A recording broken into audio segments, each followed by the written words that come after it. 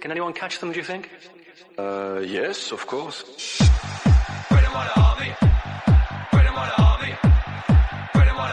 Yeah, unbelievable. We didn't expect that.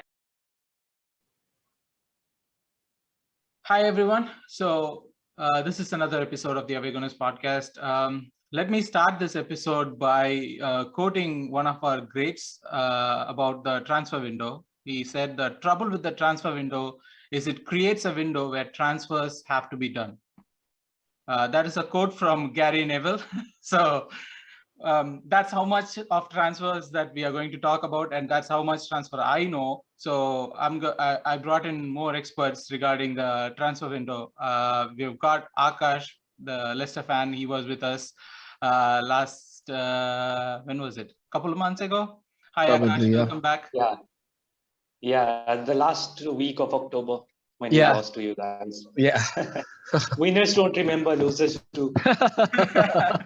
COVID just merges all days and months and years together. Many people still feel it's 2021. So I still feel it's 2019. Keeps me young. So.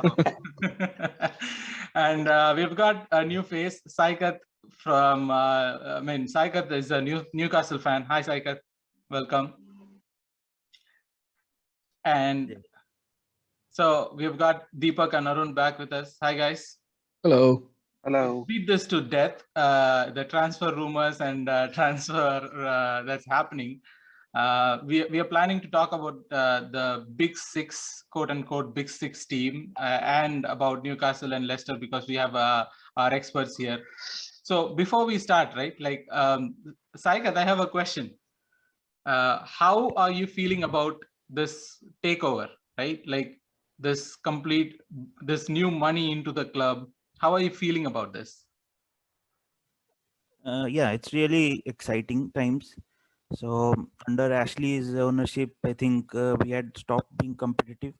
So it was like just stay in the league somehow, get 17th and pocket the money. But now under this new ownership, I think with the names that we are linked to, I think it shows that they mean business. So that's good. I mean, at least we are not dreaming about titles just yet, but it would be good if we, at least try to qualify for the Europa League at least. But also, like, this is kind of a weird situation, right? Because all other fans are looking at Newcastle and going like, oh, another money club. Do you guys get that feeling that other teams are either jealous or are going to call you a money club from now on? Yeah, that would probably be there all the time.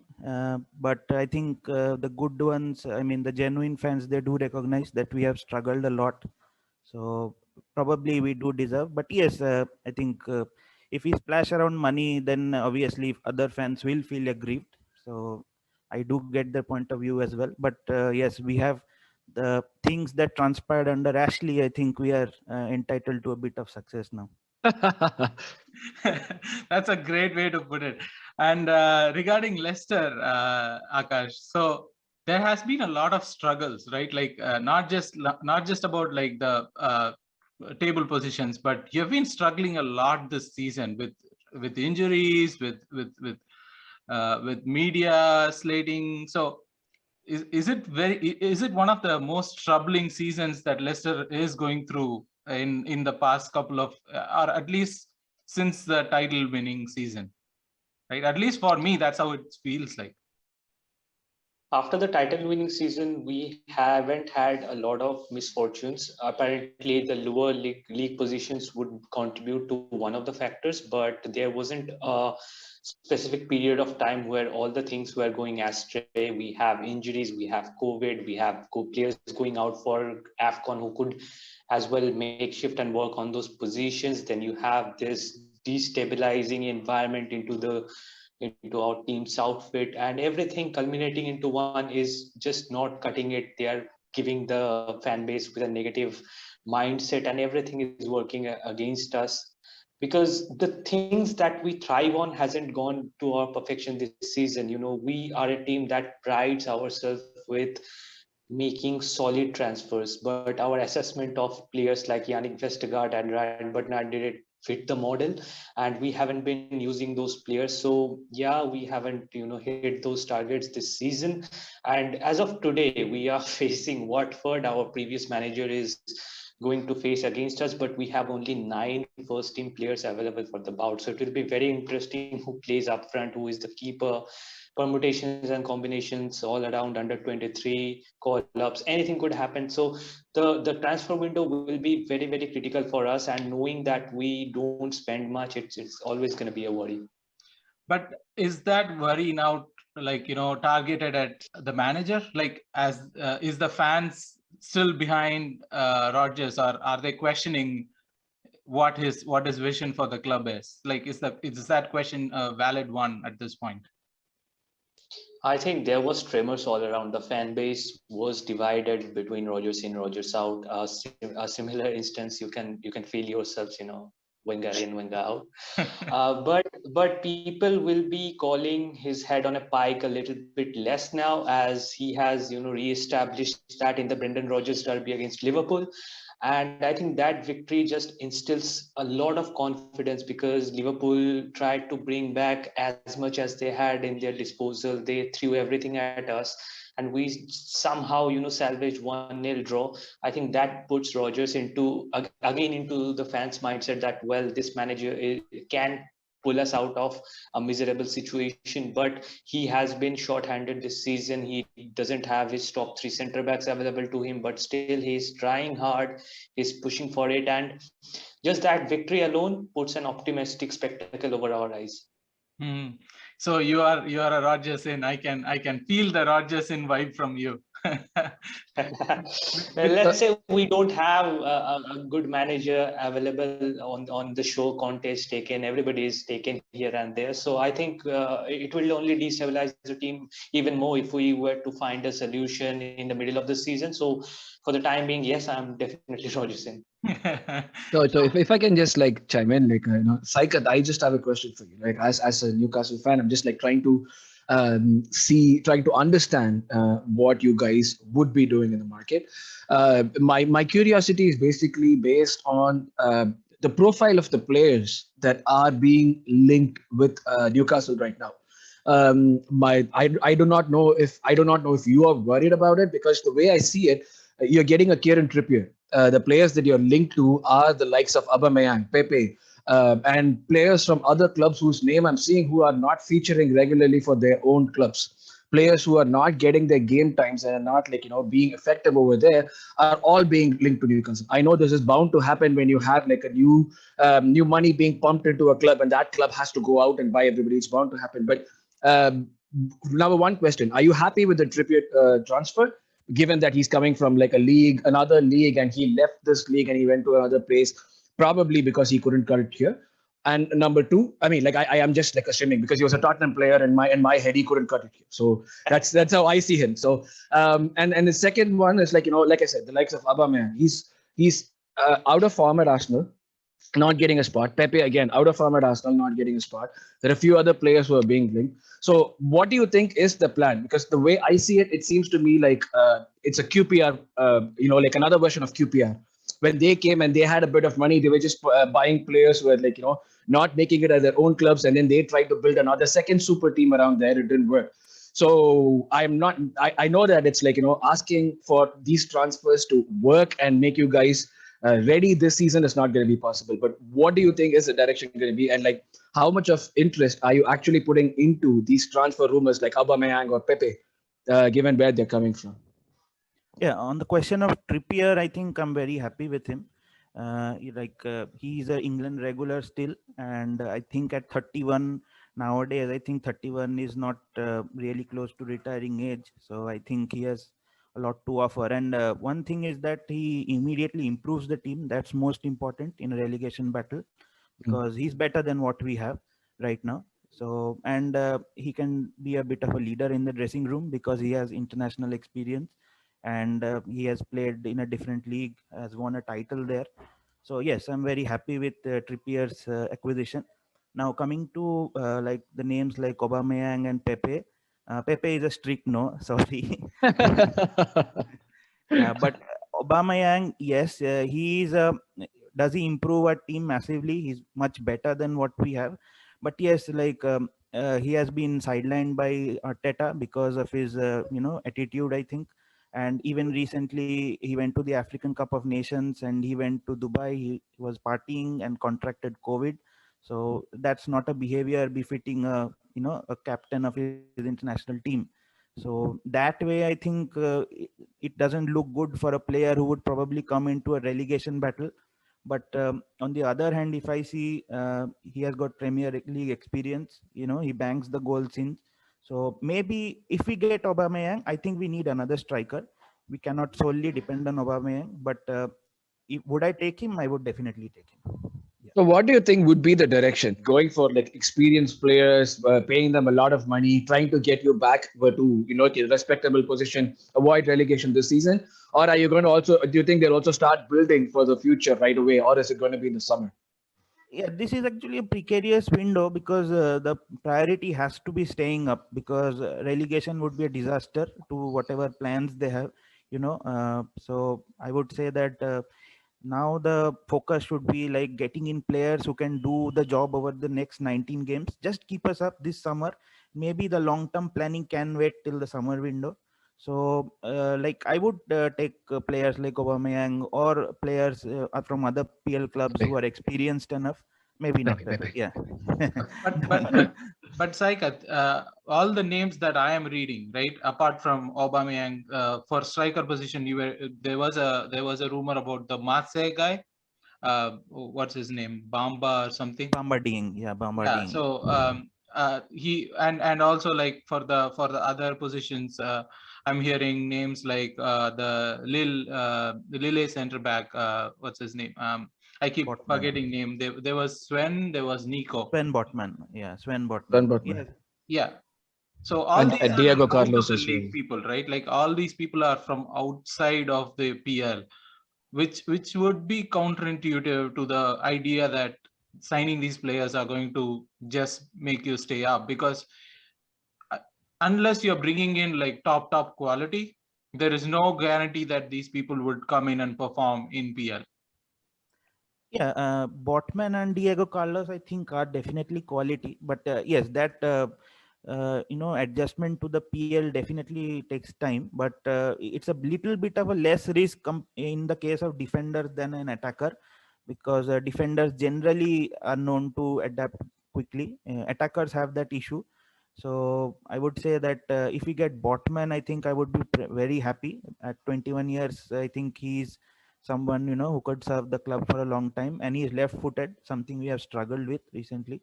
So maybe if we get another experienced center back alongside him, I would be like quite happy. But So like that's Diego Carlos also. Yeah. Sorry to cut you off. So the question I have around that point is like, what are the positions that you are thinking Newcastle needs?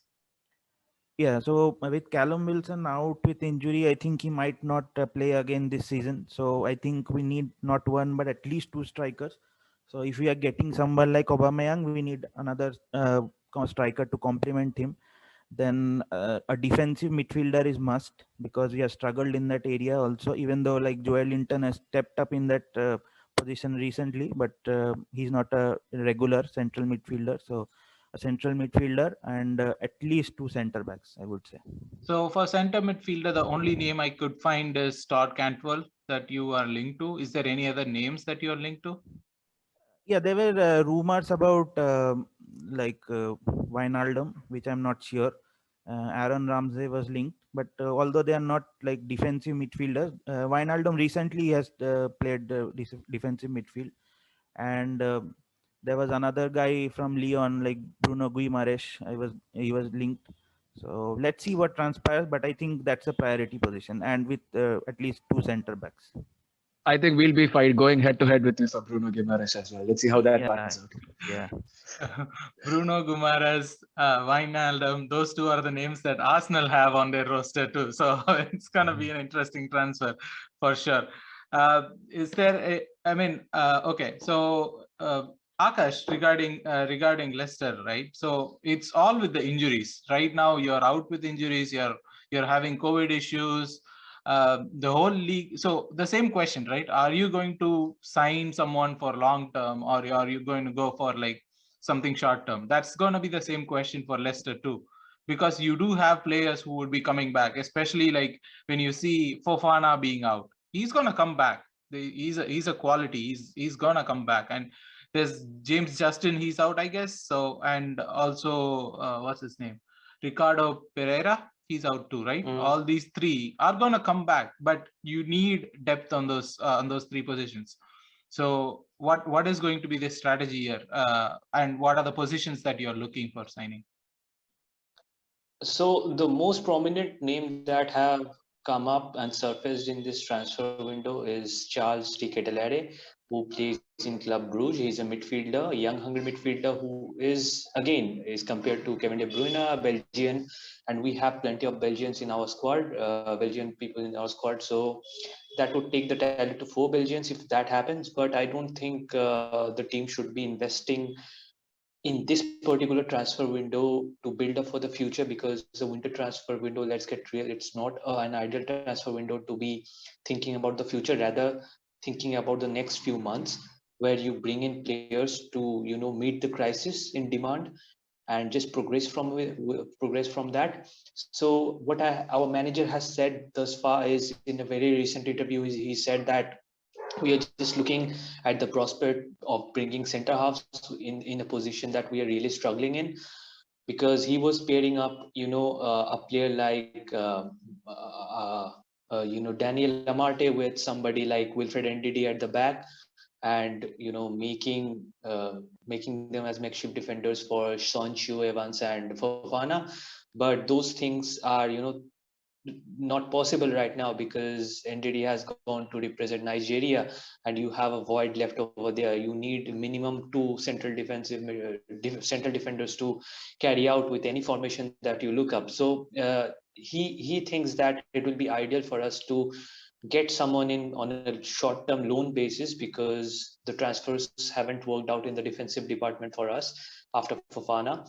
And I think that's a brilliant strategy, because you can get reasonable amount of players in that particular constraint, where you have to match with the budget that we have. We don't have an endless cash pot somewhere, so we have to manage that very judiciously and meticulously.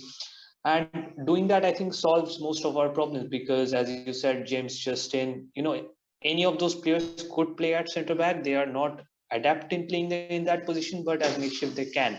But a good news for James Justin is that he played tonight 45 minutes against Chelsea under 23.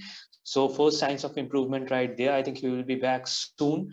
Fofana, I think we'll have to wait till February, and after February 11th, again, those AFCON player will be back. And for just this short amount, for the month of January and the first week of February, we need some centre backs. So I think 1 or 2 loan moves will definitely be our programs. But in that case, right, like the question, in my mind, what I'm thinking is like, what is Leicester's target? Because that defines, what kind of a window that you want out of the situation, right? Like, what is going to be the target that you guys are targeting? Are you targeting for top 4? Are you is there a target set so that you could pace the whole window? So this season has been the target of this season has been compromised, because we are dropping one after the other. First, it was ideally, I would think, that the club's target and the priorities lied in that top 4 position, because back-to-back 2 seasons they always say third time is the charm, but that didn't happen. That is not going to happen. It's very surprising as well. I mean, you would normally think that Leicester would be one of the teams in the mix, definitely. And it was very surprising to see them continuously drop. I think the target would be like to have 11 players on the pitch first. Very, very well said. Because without those first team players, it's very hard to push for the top 4. So I think it's part of a compromise that Rodgers thinks, then the secondary target was definitely, progressing in the Europa. But again, we dropped out of that one in tremendous fashion till the last minute of the last final whistle. I think the other match was going where the other team missed a penalty which could have sailed us through. but everything happened and we dropped down to a competition where Tottenham is in. So that's very shameful. You don't want to be there. You definitely don't want to be there. And then they backed out. So right, the prestige is again restored to some extent, because now some sides are playing those who have won a trophy, so that means a lot. So I think the main progression would be like you dropped out of the Carabao Cup, you are existing in the FA Cup, you are existing in the Conference League. So winning either of those two tournaments would automatically grant a berth in the Europa League. So I think that remains a proposition for us at this moment, because I think the cutthroat competition and the resurgence of many teams at this point will be a very difficult task. I think remaining in the first half of the table would be top half of the table would be an remarkable achievement, considering the struggles that we have endured throughout this season. Interesting. Deepak, like there has been 2 signings, right? All through Premier League. I don't know if there is any more. So in that case, there is one for Newcastle, Kieran Trippier. The other one was what's his name? Philippe Coutinho to Aston Villa. There was one more, like Wolves signed a Japanese striker. Oh, okay. Yeah, like so they really need someone to score goals. So which makes sense. Hayao Kawabe from the Swiss side, Grasshopper. So, but again, sticking to Aston Villa, Deepak, right? Aston Villa, they changed their managers, brought in Steven Gerrard. They last window they went big. Last window on the previous window they went big. They brought in a lot of players, and still right now they Buendia, Bailey. Yeah. So still right now they have a lot of rumors circulating around the team, that they are looking for more signings. So do you see any rumors out there about Aston Villa? I don't like. Yeah, there's I don't see any like concrete rumors regarding, like, apart from like they signed Coutinho. They have been linked to like a lot of names that's supposed to happen, because like Gerrard is a new manager. The players which they signed last window weren't like his signings, so probably he might like tell, I need some signings, back me up, I can like push you like towards top of the table. So right now I don't see any concrete rumors apart from like they signed Coutinho. That's it with Aston Villa, because they have like a set team. They have like a really good team which they can push to top 10. Currently they're underperforming, but since Gerrard came in, the new manager bump happened and they won like 3-4 games. So probably they'll push on and sign more players in the summer. I don't think so they would be signing any more players after Coutinho. For me, in my mind, right, Aston Villa has started to become one of those villain clubs for Arsenal, because of just the they don't do that. I'm not comparing them as rival or something, but still, like, the one of those clubs like Stoke, when you just see them, you just go like, like, that's how I feel about Aston Villa, just because of the whole I think the goalkeeper, what's his name, Martinez situation.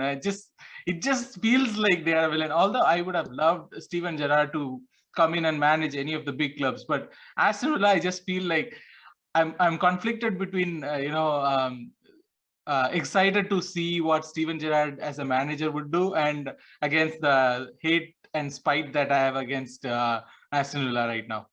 It is just because of that one player you're hating, because of his big mouth. And also the fans kind of backing. I mean, I understand fans do. Plus, I know, like we were like going towards Bundia and they signed him, all those stuff. Yeah, I can understand. Okay. Like, since we're talking about Aston Villa, I want to ask Aakash, like, since like outside of the top 6, these are the other teams trying to fill in the rest of the top 10, if you could call that. Teams like Leicester, West Ham, of course West Ham is fighting for the 4th spot, but then these are the teams that fill in the top 10. Where do you think you guys are, like, as opposed to them now, given that they have also started signing a lot more players? They've started, like, signing Coutinho. You guys are having a lot of deficiencies right now. Like Deepak said, you're not able to put a team together, but at the same time, you guys are fighting for the same spots. First question is, do you feel threatened by their signings, number one? And how do you see this panning out? Like those spots, to fight for those spots panning out. I really felt threatened at the start when they made all those signings. Fabulous players. Like Martinez. Emi Martinez is a fantastic goalkeeper. Whatever you say against him, his maneuvers get a little bit into your nerves. But at the end of the day, he's a fantastic goalkeeper for Argentina, and I think they did the right kind of signings, which look great on the paper. And I was scared of that, but after the season transpired, I didn't see much flair from them. And right now, signing like Philip Coutinho doesn't really excite me all that much, because they have a huge void left in terms of Jack Grealish, but they did massively. They brought in Leon Bailey. So you don't think Coutinho is going to be like the new Jack Grealish? He's not going to be able to fill that role. I don't think. There will be sparks here and there, but it's not enough to push for that European spot or something like that, because they need consistency. And even with Steven Gerrard bringing his Rangers experience to this game, Premier League now has all the top managers in this sport, and that will be very fascinating. And there are also young and budding managers like Arteta, Graham Potter. Everyone has their own experience to it, and with those, alongside those world class managers, these managers, this new breed of managers are doing their part. So it's always a competition, and I think there is too much competition in any other league. With this kind of signings, the Aston Villa could have got a fifth place, but that is not happening, because then a rich experienced manager like David Moyes comes in, who has a decent squad and gets the best out of him. But just bringing in players in every transfer window and thinking that these are my deficiencies and let me get some more players is never going to solve those problems. You have to build your own set of players. You have to breed them organically. You have to get rich players from your academy, because that way never the solution comes out. Even a team like Manchester City, when they play in the Carabao Cup, they bring players from their own academy, and every team does that. So without that organical growth, you can't reach a sustainable spot and achieve to get a European spot. Saikat, the question, the same question, right? Like, what are your thoughts on Philippe Coutinho signing, coming back to the league? Yeah, it's a strange one. Like last time he was here, he had a good impression with Liverpool. I think they almost begged him not to leave. But the time between that and now hasn't been the best for him. So I'm a bit, sitting on the fence for that one. I'm not sure he makes an instant impact, because the Premier League, like year on year, there's a huge spike in quality, so it becomes harder for players to adapt. So I'm like sitting on the fence. I think his prior experience might help him, but I'm not so sure. Arun, I'm literally hoping that Philippe Coutinho signing turns out to be as bad as Willian signing for us. No, not Willian. I wouldn't want to wish that on them or on him. Like, I like the player; he's good. But Saikat and Aakash said, the Premier League has moved on a lot. Coutinho is a flair player, is a luxury player. Right now, he just reminds me like of James. Like when James came back to Everton, a lot was expected from him. People said like with him and Ancelotti and everything, they're going to be, of course, like whenever a new club buys players, it's always us that get kicked out of the big. Arsenal gets kicked out of the big club bracket. So last season was Everton who was supposed to kick us out. So when he came in, that was the hope. But then it showed that players of his kind are not. They're completely out of place in the league right now with the way in which football and the managers are evolving.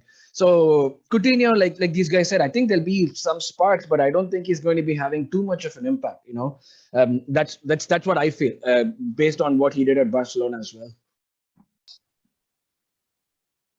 So we were talking about the rest of the clubs, right? Especially about David Moyes, and so Deepak, the only person that I could see West Ham being linked to is Gabigol from Brazil, like Flamengo. Incidentally, my work manager from where I work from now, he's from Brazil, and he's a Flamengo fan, and he is like he rates Gabigol like literally very highly. Yeah, his name is like heard like a lot around the world, right? He's kind of like really famous. So yeah, they do need a striker. They sold And it's a Haller. fun, catchy name too, Gabby Goal. It's like a perfect name for a striker if you think about it. I think his name is Gabriel Barbosa. Gabriel Yeah, Barbosa. Batistuta was also nicknamed Gabby Goal before. Gabriel Batistuta, he was also nicknamed Gabby Goal. Yeah. So yeah, Sorry, go on. they do need a striker, right? They sold Haller and they didn't like replace him with anyone. So that makes sense for West Ham. Like I thought like they would sign Lingard back uh, because he was like fantastic for them. Like last, they signed him in last January window, and he literally turned their season around. So I thought they would make the move permanent this summer, but I expect them to go forward with that signing this at least this winter, or probably would join free for next summer, because West Ham has been having great January windows. I believe in 2020 they signed Suchek and Bowen, who has been those two are like literally their first team players right now. So probably they might make another good signing. We never know. Actually, for Brazil, this is the off season. Right now is the off season. So if they sign him, it's not for summer. It's for now. That's how it is. So there is no outgoing, is it, Deepak? Like, is there any players out of contract from West Ham or any outgoings from there? No, they are like a very closely knit group. So I don't think so. There are anyone who's going out right now. So apart from West Ham, the other people that we don't want to talk about but have to talk about, Arun, is Spurs.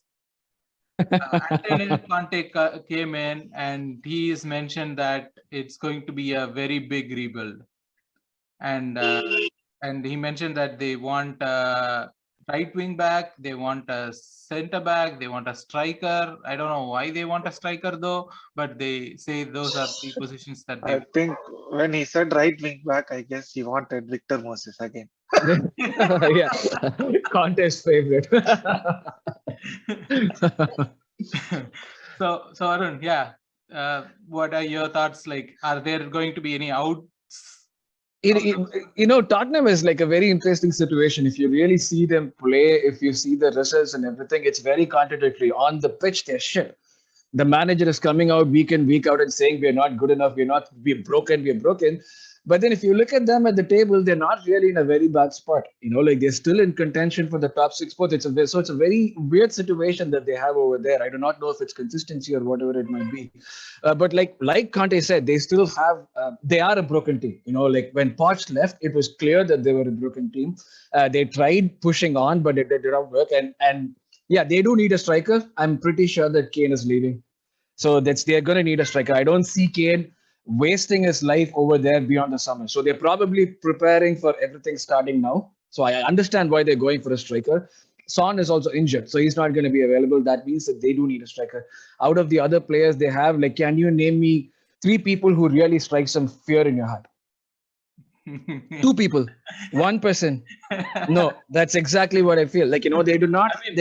I mean, as an Arsenal fan, I'm afraid, or I have like nightmares about Dele Alli dancing in the Emirates or something. So yeah, but like for that, Dele Alli right now is not the same player that he used to be. Even 5 years ago at the Poch, he was not a great player, but like he was very effective. So if you ask me, like, Conte has a huge job in his hands. It's not going to be very easy. It's not just about bringing players in, but it's also like something similar to what Arteta had at Arsenal, and we still have right now. It's about like getting players out. So that's going to be like a huge problem for them again. So we know how Conte plays. Like it's not going to be like expansive, amazing football, but it's effective, functional football that it requires a lot of running. Right now, the same team that performed brilliantly under Poch is struggling. So he has a huge clear out. I do not see them like buying any big names in the winter, but they are going to have to go through a rebuild. I think Conte's contract is also ending at the end of the season, right? So it's something that if I'm not, or is it like ending next January? It's a short term. Something. Next January. So based on where they're going, like, so if you're telling me they're going to sign a striker, I would say yes, they might sign a striker, but based on where they're going to finish is what is going to determine, like, who they're going to get. I'm talking like Michael Owen right now, I know, but like that's what's going to determine the transfer. So in terms of I see maybe like a striker coming in, but I do not see any names linked in that. Like, do you guys know any names? Aakash, do you have any names that is linked to Spurs? Because we don't see any names at all. It's just like the position that is coming out. The names are not coming out. It's all a smoke screen. It's good in a way if the names are not getting linked, because it shows like they are more in disarray. And as an Arsenal fan, that makes me really happy. So, but Saikat, like Arun was mentioning, that maybe Harry Kane is going out. The only team apart from City that could actually afford to sign Harry Kane is Saikat's thinking, don't give me hope, but it's Harry Kane, right? Well, Kane's not coming. Let's be realistic. We are not that level yet. So yeah, that's not happening. But there is going to be a clear out, or there is going to be players going out of Spurs. Conte is not going to be going in and saying like, yeah, I'm going to use all these players. He's going to be like, I don't need this player. I don't need this player. I don't need this player. So, and Kane himself would probably want to leave because of all the things that happen, Yeah, I mean, just not Kane. About like if Kane is unreachable for Newcastle, like, is there any other player that you think like, okay, if this player is available or this player looks to be available, we would sign him? From Tottenham, you mean? Yeah, I do think. I see Joe Rodon. I think it would be a good centre back option for us. I think he's a good player, underrated, doesn't get much chance, and I would think if they are willing to sell, then maybe like for a short term. I know he's a troublemaker though, Ndombele, but he's better than what we have. So that's a little like the Aubameyang situation, like improves us for the short term, but maybe not a good player to have around. The other team that I was thinking of getting out of the way is Chelsea, Deepak, right? There's no links to any player, surprisingly, from Chelsea, from what I see, apart from Rudiger, who's running out of his contract, and people are queuing up, it seems, for a signing. Apart from that, I don't see any other ins or outs from Chelsea, although I think Thiago Silva signed an extension, right? A 1-year extension. I think that was something. Yeah, he did. So they are looking to sign just a left back, like to replace Chilwell for his long-term injury. So probably they might. I have seen them linked to Digne, like the Everton, or Serginho Dest from Barcelona. So they might sign a left back. Apart from that, I don't think so. They need anyone. They are pretty much stacked up at every position. But it is Chelsea. They always sign someone or the other, right? They do, like, yeah, but right now I don't think so. They would sign anyone apart from a left back. Plus, even if Rudiger leaves in the summer, Chelsea are not the kind of club that start preparing early. They know they have the money. They know they can go and get anyone. So they're not going to be getting like a sort of a centre back in the winter. Akash, regarding Chelsea, sorry. Yeah. You were about to. But there was this silly rumor or whatever you can say. It was right there because in the Chelsea-Liverpool game, apparently pictures were taken of Ryan Bertrand, who was sitting in the stands and watching, and then reports came out that Chelsea might be interested because it's a very low fee to pay for Ryan Bertrand. And if that happens, I think two players we would like to offload is one is Ryan Bertrand, then another one is Yannick Vestergaard, and previously it was Jose Perez. And if Saikat's team is anywhere interested in reuniting Jose Perez back to Newcastle, would be happy to sell. Again, that same thing goes for Chelsea as well. So I think it's interesting, but I don't think Chelsea is at that level that they can sign Redmond again because he's not doing well in Leicester. So what aspirations does that mean? I mean, sitting in the bench, do you need a player for that? I don't know, but it's out there. So that's my takeaway from this Chelsea rumor mill. Interesting. The two other teams that I don't see any signings at all is City and Liverpool. They are the title. What about United? I mean, I'm talking about title contenders, right? City and Liverpool. And you're talking about United. You mean the Gegen depressing United? Not Yes. right now. But with City only Ferran Torres out, I don't see any other names linked. And I mean, literally, Arun keeps mentioning this in every podcast that we have, that they already have two starting 11s that they could put on at PL, and they would, both the starting 11s would finish in top four. So that's how they can finish top 2 as well. Literally. But I don't see any links. Although behind all these laughs, there are lots of tears. That's we just like we're not really laughing; it's tears. but again, right? Like the question is, they tried buying Kane and they are selling Torres, who's a attacking like striker. They don't play with striker, but Ferran Torres is a striking option. They tried Kane unsuccessfully. So do we see them going like in for a striker somewhere, especially Probably because Arsenal like is in the summer. They wouldn't sign. Do you think they need like a striker? They are the leading goal scorer still. Still, they have scored more than 50 goals. So I don't think it's funny. Like there was so much talk about City lacking a striker, and because of that falling off in the league title race and all that, Pep said, "Fuck it, I'm just gonna play without a striker or whoever I have." It's unbelievable what they're doing this season, actually. And even I think Cole Palmer, he has stepped up. Like he has done really well recently. So I think that saves them some money there. Yeah. Not that they needed any saving, but yeah. No, they don't. But they'll still probably spend another 50, 60 million over the summer. Yeah, definitely. For sure, they're gonna sign Haaland. I think Kane like pretty much screwed his life, like signing that 6-year extension and Tottenham not selling to him. So I don't think so. Kane, I think he might stay put at Tottenham again and like cry over Rot and die at Tottenham, yeah. And they don't need a striker. They still have Gabriel Jesus, which we don't consider him to be a striker, but he's a backup striker in a team. Yeah, he's still scoring goals. Yeah. Yeah, and they don't need it, frankly, because the only teams that were going to push them was Chelsea and Liverpool, and somehow they have managed to extend the gap further and further as we look. And for the Premier League, they don't need anybody. In the Champions League, well, they had the best shot last year. Let's see what happens this year. They can always make the moves in the summer, only contested by Newcastle. My man slipping in Newcastle there. Like they bought Grealish and he hasn't like started. Any player takes time to settle into Pep's system. So he might turn out like ridiculously good next season. You never know. It's done. Premier League until Pep leaves, Premier League is done. No one is winning. But still the chasing pack, right? Like we still have like Liverpool. I think apart from Divock Origi, there is no other names. Although they have massive COVID outbreak and injuries, and especially with AFCON, they are short on players. So Arun or Deepak, like, do you guys see any rumors going on about there, like Liverpool? Nope. Literally, Bukayo Saka.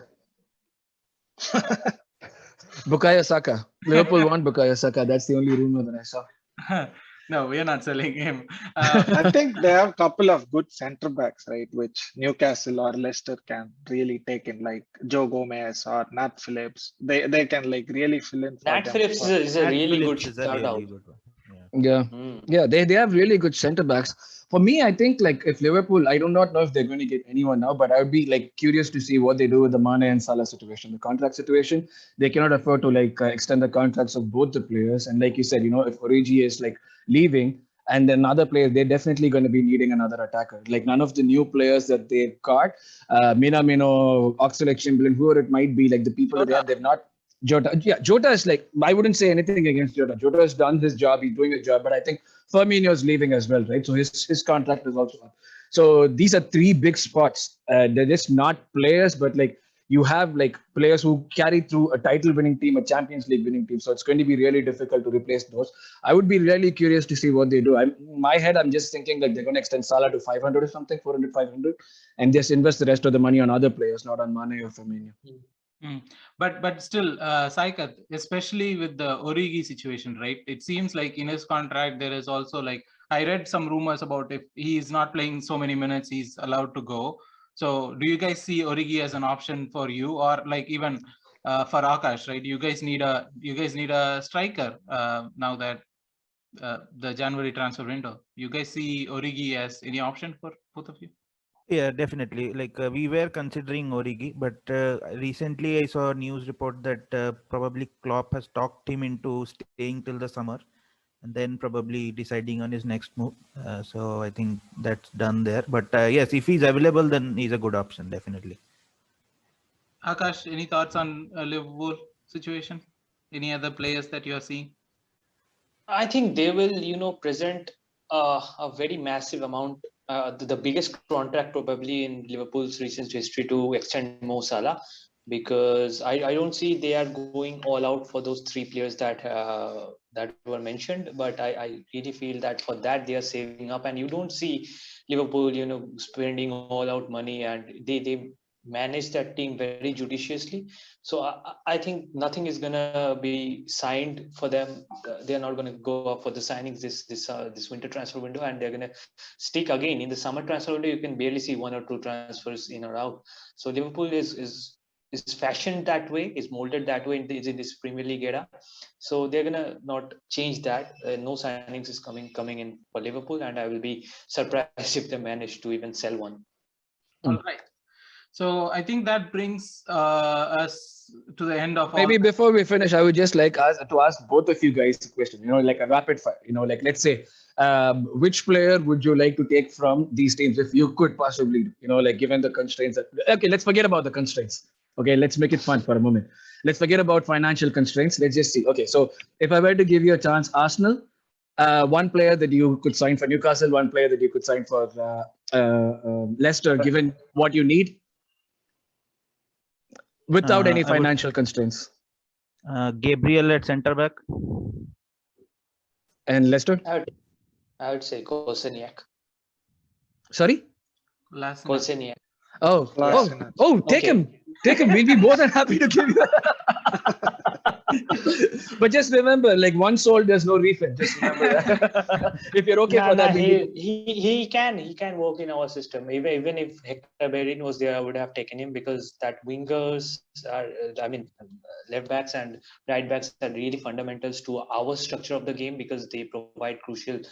And both these players have a little bit of strength towards them, so I would take them any day. They are not, they couldn't be that injury prone as to our existing lineup. So, and so United. Let's go to the next one. United quickly. Like, who would you want from United? You can say nobody. That's okay. That's also a good answer. Harry Maguire. Probably no one else. Okay, City. Riyad Mahrez. Oh my God, I'm giving you like easy ins. Yeah, all of these guys. Yeah. Newcastle. Maybe one of the centre backs or Rodri.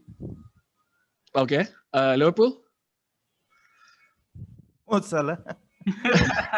that was easy, wasn't it? Chelsea. Tough one, but Ben Chilwell. Rudiger.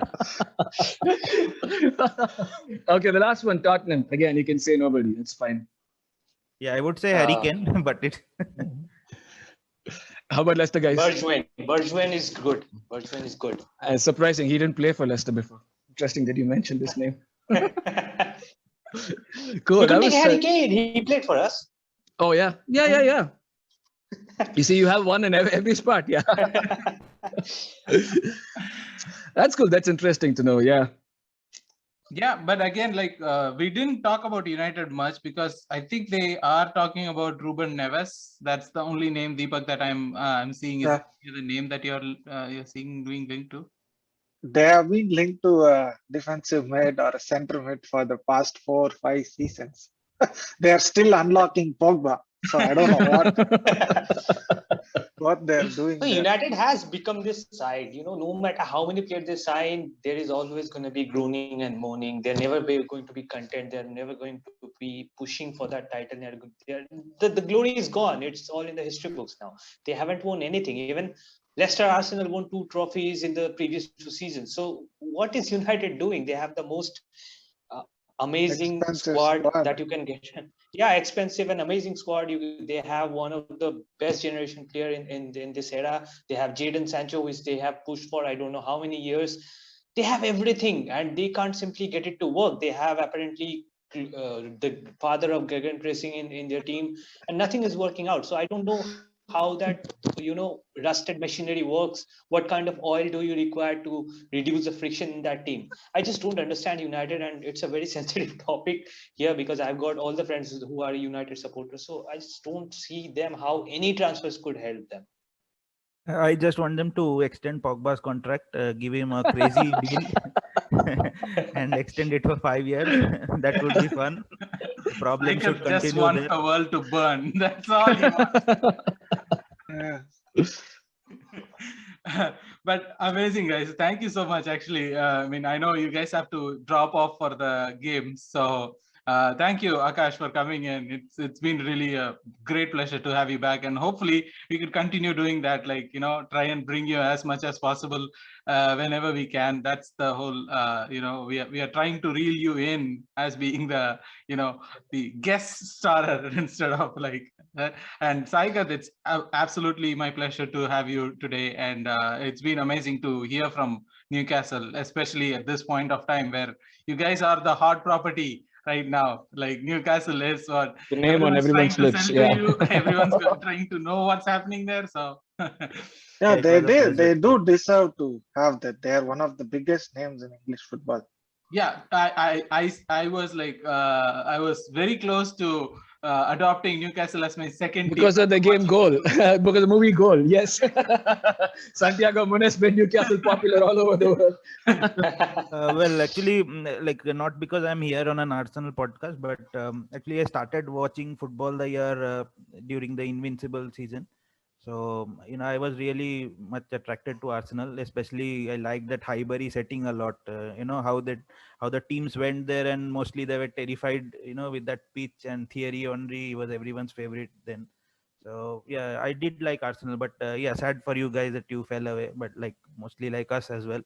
After that season, it turned downhill for us. So yeah, maybe let's have some good windows and see. So, Right. Thanks, guys. Thanks for joining in. It's absolute pleasure. And yeah, it was my pleasure too. Nice talking to you guys. Thank